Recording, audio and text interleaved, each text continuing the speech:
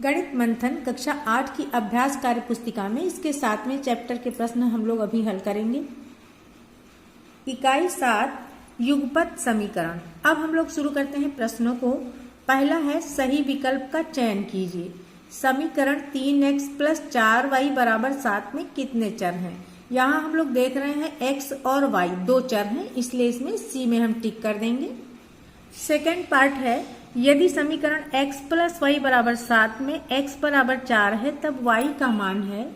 यहाँ पर x का मान 4 दिया है, इसलिए हम x की जगह पर जब 4 रखेंगे ना तो ये क्या हो जाएगा 4 + y = 7। अब y का मान निकालेंगे तो 4 इधर से दूसरी तरफ जाएगा तो घट जाएगा, तो 7 में से 4 निकलेगा 3 आ जाएगा y का मान। यहाँ पे हम b वाला टिक कर देंगे y = 3। थर्ड में है 3x + y = 9 में y के मान को x के पदों में बताना है। तो y बराबर क्या हो जाएगा 3x इधर प्लस में है तो इधर जाएगा तो घट जाएगा, y का मान आ जाएगा 9 - 3x। अब 9 - 3x a में है इसलिए इसका a सही है। चौथे पार्ट में 3x - 6y = 9 में x का मान y के पदों में बताना है। तो हम 3x को बाईं तरफ लिख लेंगे और ये 6y जो है 9 में जाके जुड़ जाएगा क्योंकि यहाँ माइनस है, तो 3x बराबर हो जाएगा 9 + 6y। अब यहाँ पे हम 3 कॉमन निकाल सकते हैं। 3 जब बाहर निकाल लेंगे तो देखिए 3 × 3 = 9 होता है, एक 3 बाहर निकला, एक 3 अंदर बच गया और यहाँ पे +2y, तो ये आ गया 3 ब्रैकेट में 3 + 2y। अब 3 इधर भी है 3 इधर भी है, दोनों तरफ का 3 कट जाएगा तो x की वैल्यू आ जाएगी 3 + 2y, वही यहाँ पे a वाला टिक कर देना है। फिफ्थ पार्ट में है 5 पेन तथा 6 पेंसिल का मूल्य 90 रुपए है। निम्नलिखित में से कौन सा समीकरण इस कथन को निरूपित करता है? तो अगर हम पेन का मूल्य x मान लेंगे तो एक पेन का मूल्य x है, 5 पेन का मूल्य 5x हो जाएगा। ऐसे ही अगर पेंसिल का मूल्य y रुपए हम मान लेंगे तो 6 पेंसिलों का मूल्य 6y हो जाएगा। दोनों का योग करेंगे तो ये हो जाएगा 5x + 6y और ये दिया हुआ है 90 रुपए के, तो इसका ये बी पार्ट सही है। अगला पार्ट है 2 अंकों की संख्या में इकाई का अंक x तथा दहाई का अंक y है, तब संख्या क्या होगी?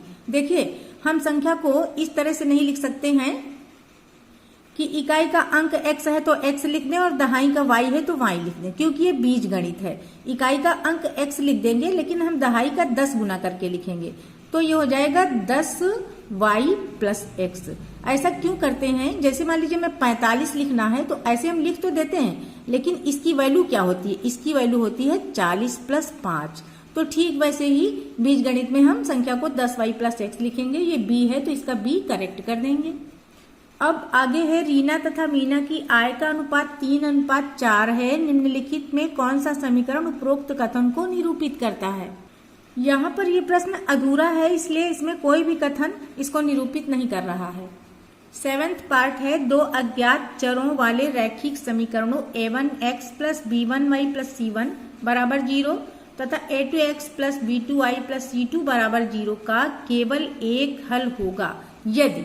तो इसकी यही शर्त है कि जब a1/a2 b1/b2 के बराबर नहीं होगा तभी इसका एक हल होगा, इसलिए इसमें बी करेक्ट हो जाएगा।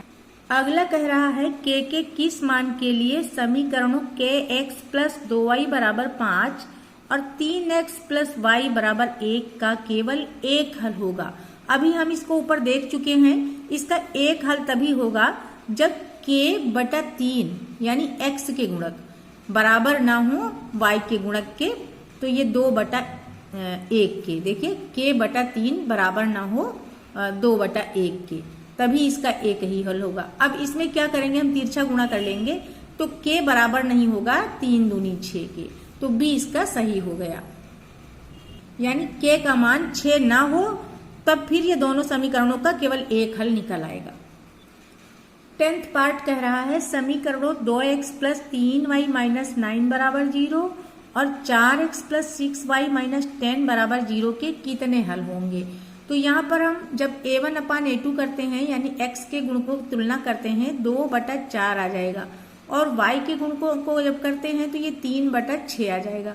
अब यहाँ पर हम देख रहे हैं कि ये दोनों बराबर हैं, इसको सरल करेंगे तो 1/2 आएगा, इसको भी सरल करेंगे तो 1/2 आएगा। अगर ये दोनों बराबर हो जाएंगे ना तो ऐसे समीकरण का कोई हल नहीं होगा। तो यहाँ पे डी टिक कर देंगे हम। 11वां नंबर है समीकरणों x प्लस वाई प्लस 7 बराबर 0 तथा 2x प्लस 2y प्लस 9 बराबर 0 के कितने हल होंगे। यहाँ पर भी जब हम x और y के गुणांकों की तुलना करते हैं तो यहाँ से 1 और इसका 2 आ रहा है, 1/2। y का गुणांक देख रहे हैं, वहां भी 1/2 आ रहा है। अब ये दोनों बराबर आ गए हैं, इसलिए इसका भी कोई हल नहीं होगा, सी इसका भी टिक कर देंगे। 12 नंबर कह रहा है रेखीय समीकरण में 2x माइनस वाई बराबर 5 तथा 5x माइनस वाई बराबर 11 का हल है। अब इसको हम लोग मौखिक करेंगे तो समझ में नहीं आएगा, इसलिए साइड में इसका छोटा सा हम लोग हल कर लेते हैं। अब इसको हम देखते हैं। पहले हमने 2x माइनस वाई बराबर 5 लिख लिया है और उसी के नीचे 5x माइनस वाई बराबर 11 लिख लिया है। अब यहाँ पर हम देख रहे हैं कि y में दोनों के गुणांक समान है, y को हम समाप्त कर देंगे। ये कही जाती है विलोपन विधि। तो इसके लिए हम क्या करेंगे, घटा देंगे। समीकरण 1 से 2 को घटा देंगे। तो घटाएंगे तो देखिए चिन्ह बदलना पड़ता है घटाने में। यहाँ माइनस हो गया, यहाँ प्लस और यहाँ फिर माइनस हो गया। तो 5x माइनस का है, 2 प्लस का है, तो 3x यहाँ से बचा। y ने y को काट दिया, 11 माइनस में हो गया, 11 से 5 निकल जाएगा तो माइनस का 6 बचा। अब माइनस दोनों साइड है ना, माइनस माइनस खत्म हो जाएगा। x की वैल्यू क्या आ गई, 3 इधर भाग कर देगा, x की वैल्यू 2 आ गई। अब यही x की वैल्यू हम किसी भी समीकरण में रख सकते हैं। मान लीजिए हमने पहले में रख दिया तो x की जगह पे 2 रखेंगे ना, 2 गुणा 2 माइनस वाई बराबर 5, ये आ गया। अब ये 4 हो गया, 4 कहाँ जाएगा, दूसरी साइड, क्योंकि हमें y की वैल्यू चाहिए। तो माइनस वाई बराबर हो गया 5 माइनस 4, यानी माइनस वाई की वैल्यू 1 आ गई तो y की वैल्यू -1 आ गई। हम देख रहे हैं x की वैल्यू 2 है और y की वैल्यू -1 है। अब इस साइड में हम देख रहे हैं ये c में दिया हुआ है, इसलिए इसका c वाला हमने टिक कर दिया है। आगे प्रश्न है, 2 प्राकृतिक संख्याओं का योग 25 है तथा उनका अंतर 7 है, तो वो संख्याएं क्या होंगी। इसके लिए हम समीकरण बना के उनको हल कर लेंगे। हम मान लेते हैं एक संख्या x है और दूसरी y है। तो यहाँ पर दोनों का योग 25 दिया है, x प्लस वाई 25 दिया है और उनका अंतर करेंगे तो x माइनस वाई हो जाएगा, इसका मान यहाँ पे 7 दिया है। अब ये 2 समीकरण बन गए, इनको हम फिर ही वैसे ही हल कर लेंगे जैसे ऊपर किया था। दोनों समीकरणों को यहाँ हम अगर जोड़ेंगे तो देखिए y को काट देगा, तो जोड़ेंगे, इधर 2x आ गया, y ने y को खत्म कर दिया और इधर 25 में 7 जोड़ा 32 आ गया। 2x की वैल्यू 32 आई तो x की वैल्यू निकालेंगे, 2 इधर भाग करेगा, 16 आ जाएगी। अब यही वैल्यू हम किसी समीकरण में रख देंगे तो y की वैल्यू क्या आ गई, पहले में हमने रखा y बराबर 25 और ये 16 दूसरी तरफ जाके घट जाएगा तो 25 माइनस 16, y की वैल्यू आ गई यहाँ पे 9। अब इधर हम देख रहे हैं x की वैल्यू 16 और y की वैल्यू 9 b में दी है, इसलिए b हमने टिक कर दिया। 14वां पार्ट है, 2 कोणों के योगफल का 1/3 60 अंश है और उनके अंतर का 1/4 28 अंश है। तब हमें कोण बताने हैं, वैसे ही हम समीकरण बना के हल करेंगे। मान लेते हैं हम एक कोण x है और दूसरा y है, तो उनके योगफल का 1/3 60 है, तो पूरा योगफल क्या हो जाएगा, इसका 3 गुना यानी 180 हो जाएगा। इधर हम समीकरण बना के इसको हल कर लेते हैं। x प्लस वाई की वैल्यू आ गई 180 अंश। अब कह रहे हैं उनके अंतर का चौथाई 28 है, तो पूरा अंतर क्या हो जाएगा, 28 का 4 गुना, यानी x माइनस वाई जो है 28 गुणा 4 112 के बराबर आ जाएगा। अब ये 2 समीकरण हमें हल कर लेने हैं, फिर हम वैसे ही करेंगे। देखिए ये प्लस में है, ये माइनस में है, दोनों समीकरणों को जोड़ लेंगे तो 2x की वैल्यू आ गई, इधर जुड़ के हो गया 292। x की वैल्यू निकालने के लिए 2 से इधर भाग करेंगे तो 146 अंश x आ जाएगा। अब इसकी वैल्यू मान लीजिए हम पहले समीकरण में रखते हैं तो y बराबर क्या आ जाएगा, 180 में से ये x की वैल्यू 146 घट जाएगी, y की वैल्यू आ जाएगी 34 अंश। अब इधर हम देखते हैं कि ये c में दिया है 146 अंश और 34 अंश, इसीलिए c हम करेक्ट कर देंगे। 15 नंबर में है समीकरणों 4x माइनस 5y बराबर 17 और x माइनस 5y बराबर 8 का हल करो। तो इसका हल करने के लिए हम साइड में इधर किए लेते हैं, अलग करने के बजाय दोनों समीकरण ऊपर नीचे लिख देते हैं। देख रहे हैं कि y का गुणक दोनों में बराबर है, तो बड़े आराम से हम घटा देंगे, क्योंकि यहाँ चिन्ह सेम होते हैं ना, तो हमें घटाना पड़ता है, चिन्ह अलग अलग होने चाहिए। घटा दिया हमने तो 4x में से x निकला, यहाँ 3x बचा, y वाला पार्ट कट गया, और यहाँ 17 में से 8 निकल गया तो 9 बच गया। अब 3x की वैल्यू 9 है तो x की वैल्यू ये 3 इधर भाग कर देगा तो 3 3 9 3 आ जाएगी। अब यही वैल्यू हमें रख देना है पहले समीकरण में चाहे दूसरे में। मान लीजिए हम पहले में रखते हैं तो यहाँ बचा -5y, और ये 4 गुणा x का मतलब 12 हो जाएगा। ये 12 जाएगा इधर 17 की साइड में तो माइनस में हो जाएगा, तो देखिए -5y बराबर हो गया 17 - 12 के। अब हम घटाएंगे 17 से 12 तो 5 आ गया, तो -5y की वैल्यू 5 है ना, तो y की वैल्यू क्या आ गई, -1 आ गई। x आया 3, y आया -1। अब इधर हम देख रहे हैं कि ये a पार्ट है इसका, तो a ही हम टिक कर देंगे। दूसरा प्रश्न है प्रतिस्थापन विधि से हल कीजिए। ये 2 समीकरण दिए हैं, इन्हें हमें प्रतिस्थापन विधि से हल करना है। तो इनमें से हम मान लीजिए इसको हम 1 नंबर समीकरण मान लेते हैं और इसको 2 नंबर। अब प्रतिस्थापन विधि में होता यह है कि किसी एक समीकरण से हमें x या y का मान निकाल करके दूसरे समीकरण में रखना होता है। तो समीकरण 1 से अगर हम x का मान निकाल रहे हैं तो x बराबर क्या हो जाएगा, ये 2y दूसरी तरफ हो के माइनस हो जाएगा, तो x की वैल्यू आ जाएगी 4 - 2y। अब इसको हम समीकरण 3 नाम दे देते हैं, आगे आवश्यकता पड़ेगी इसलिए। अब x का मान हम समीकरण 2 में रख देंगे। तो जब समीकरण 2 में रखेंगे, ये समीकरण 2 है ना, यहाँ तो 2 है ही है, x की जगह पे हमें लिखना है 4 - 2y, वो हमने लिख दिया, और -y बराबर 8। अब हम इसका गुणा करके ब्रैकेट खोलेंगे तो 4 दूनी 8 -2 दूनी 4y, और ये वाला y बराबर 8 के है।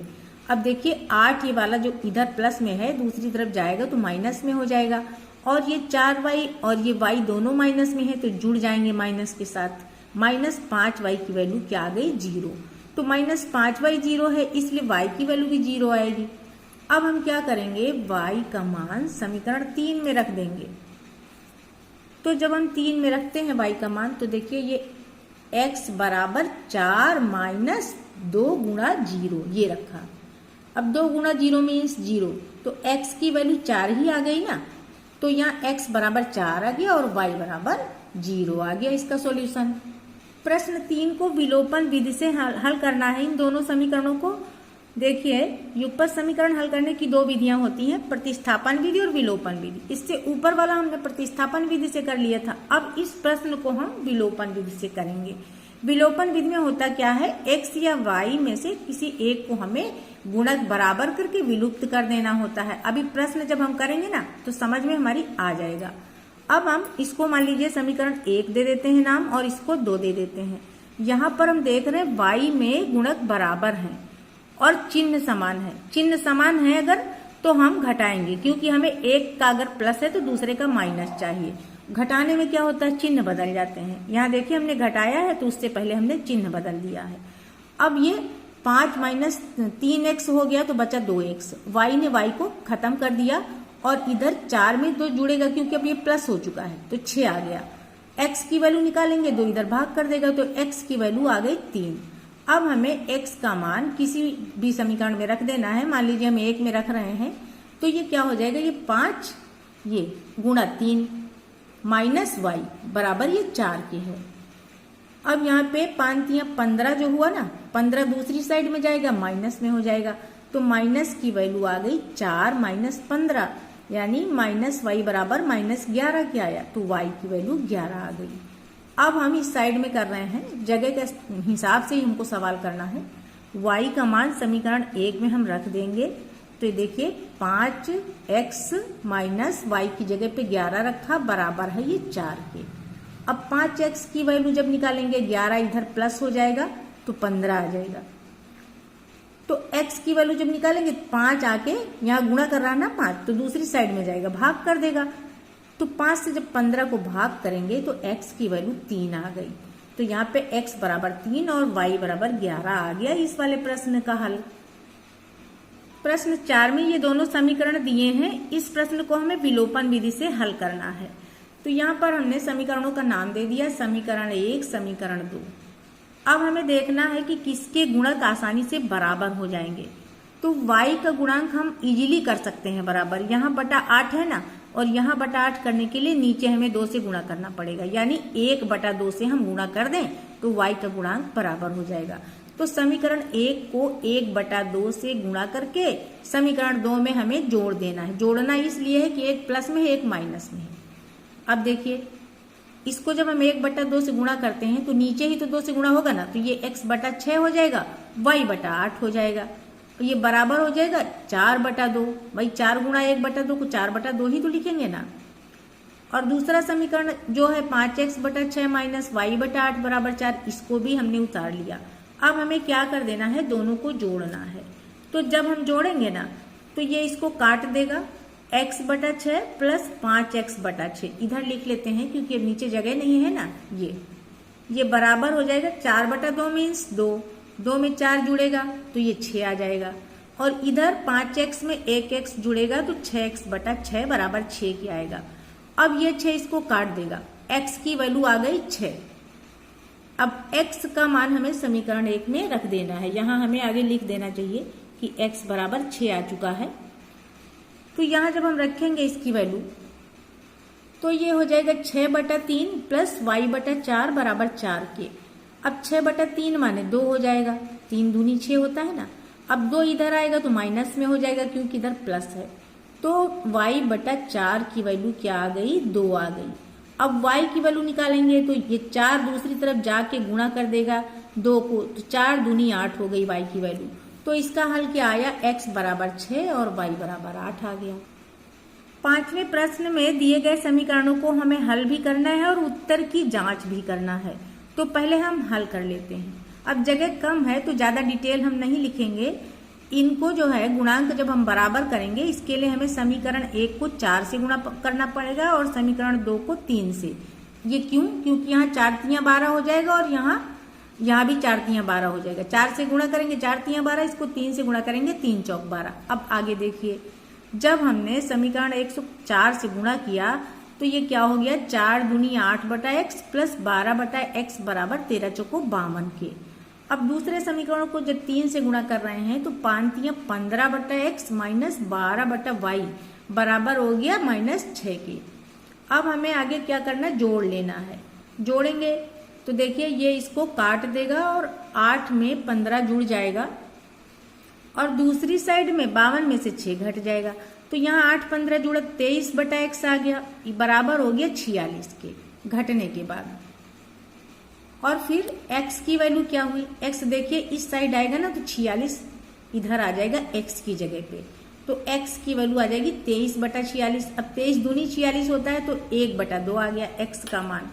अब x का मान हम समीकरण 1 में अगर रख देंगे तो ये क्या हो जाएगा, यहाँ तो 2 ऊपर है ही है, अब x की जगह पे 1 बटा 2 रखना है तो 1 नीचे रहेगा, 2 जाके ऊपर गुणा कर देगा, प्लस 3 बटा y बराबर 13 के हो गया। अब ये जो 4 है ये 13 से घटेगा तो 3 बटा y का मान 13 माइनस 4 आ गया। अब y का मान जब हम निकालेंगे तो y यहाँ आ गया और 13 माइनस 4 हुआ 9 इधर भाग कर देगा, तो y की वैल्यू क्या आ गई, 3 बटा 9 यानी 1 बटा 3। अब यहाँ पे देखिए हमने दोनों वैल्यू लिख दिया, x बराबर 1 बटा 2 और y बराबर 1 बटा 3। अब हमें उत्तर की जांच करना है, तो उत्तर की जांच करने के लिए हम किसी भी समीकरण में ये दोनों x और y की वैल्यू रख सकते हैं। मान लीजिए समीकरण 1 में हम x और y की वैल्यू रख रहे हैं, तो देखिए 2 बटा x प्लस 3 बटा y, अब ये हमें 13 के बराबर लाना है, तो x की जगह पे 1 बटा 2 रख दिया और y की जगह पे 1 बटा 3। अब इसका गुणा 4 आ गया, इसका 9 और 9 4 जोड़ा तो 13 आ गया, यानी राइट साइड आ गई। हमारा उत्तर एकदम सही। प्रश्न 6 है, एक संख्या दूसरी संख्या के तिगुने से 4 अधिक है। छोटी संख्या का 6 गुना बड़ी संख्या से 2 अधिक है, अभीष्ट संख्याएं ज्ञात कीजिए। जो पूछा जा रहा हमें वही मान लेना है, तो हम मान लेते हैं कि एक संख्या x है और दूसरी y है। अब हम समीकरण बनाएंगे, एक संख्या दूसरी संख्या के तिगुने से 4 अधिक है, तो दूसरी संख्या है y, इसका तिगुना होगा 3y। अब ये तिगुने से 4 अधिक है ये वाली संख्या, तो इसमें भी हम 4 जोड़ेंगे तभी तो इसके बराबर ये होगी। तो यहाँ पे हमने 4 जोड़ दिया, x की वैल्यू आ गई 3x प्लस 4 के। अब ये 3y जो है इसको हम इस तरफ ले जाएंगे क्योंकि हमें अक्षर बाईं तरफ ही रखने रहते हैं समीकरण में, तो समीकरण इजी हो जाता है। तो x माइनस 3y बराबर 4 आ गया, इसको हमने समीकरण 1 नाम दे दिया। अब दूसरी शर्त हम पढ़ते हैं छोटी संख्या का 6 गुना। अब छोटी संख्या कौन है? छोटी संख्या यहाँ पे y है। अब कह रहे हैं इसका 6 गुना, तो इसका 6 गुना 6y हो जाएगा। बड़ी संख्या से 2 अधिक है, तो बड़ी संख्या से 2 अधिक है इसलिए हम बड़ी संख्या में 2 जोड़ देंगे ताकि दोनों बराबर हो जाए। भाई ये 2 अधिक है, इसमें हमने 2 जोड़ दिया, बराबर हो गई दोनों। अब इसको भी हम सरल रूप में कर लेंगे। तो यहाँ देखिए 6y तो है ही है, x पहले लिखते हैं तो ज्यादा सही रहता है, तो x बाईं तरफ आएगा तो माइनस में हो जाएगा, माइनस एक्स प्लस 6y। अब बराबर ये यहाँ 2 बचा, 2 की हो जाएगा। ये दूसरी समीकरण हो गई।